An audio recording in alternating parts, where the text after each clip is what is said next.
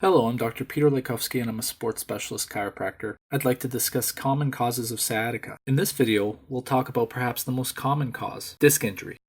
Contrary to what most people believe, sciatica is not a specific diagnosis per se. It refers to a description of symptoms created by any inflammation of the sciatic nerve and its branches.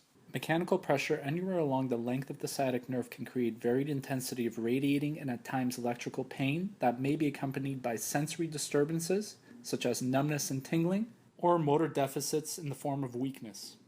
Disc injury occurs when forces imparted on the disc supersede its ability to tolerate loads, resulting in tissue failure. The disc acts like a hydrostatic structure when compressed either by the weight of the body, the contraction of the surrounding musculature, or via impact. The nucleus pulposus becomes pressurized and displaced. Through hydraulic forces, the displacement of the nuclear material creates lateral bulging of the annulus fibrosus and vertical bulging of the associated vertebral end plates. This deformation of tissue can create injury.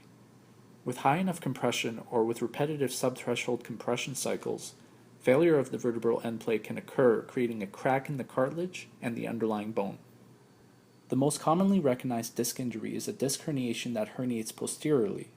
This injury occurs when the nucleus pulposus focally prolapses its way out of its normal central location in the disc through the annulus fibrosus and beyond. Biomechanically, a combination of spinal compression and flexion frequently is the culprit, especially if the lumbar spine is approaching full flexion and if this movement is performed repetitively. In this scenario, the nucleus pulposus becomes pressurized and pushed posteriorly. Adding twisting or lateral flexion to the mix places more stress on the disc and directs the migration of the nuclear material.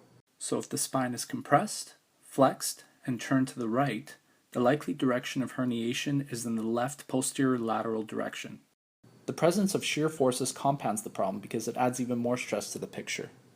As the nuclear material pushes towards the annulus fibrosus, it can rupture right through while under high loads, or it can delaminate the fibers of the annulus with repetitive flexion and compression cycles, breaking the bonds between the fibers, and allowing the nucleus pulposus to seep its way radially through them. There are three main types of posterior disc herniations.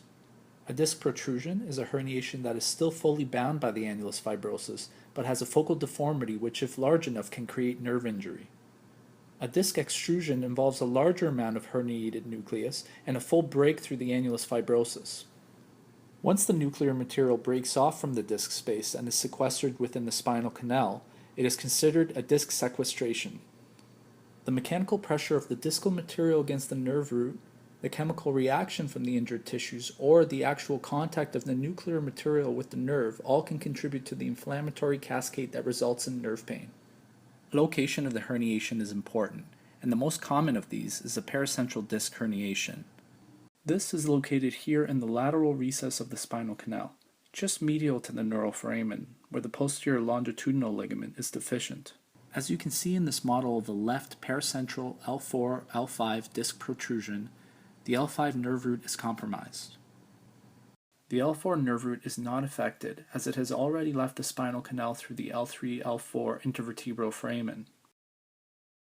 This injury will likely cause moderate to severe low back pain associated with pain down the sciatic nerve and its derivatives. So that brings us to the end of our discussion. Thank you for joining me today.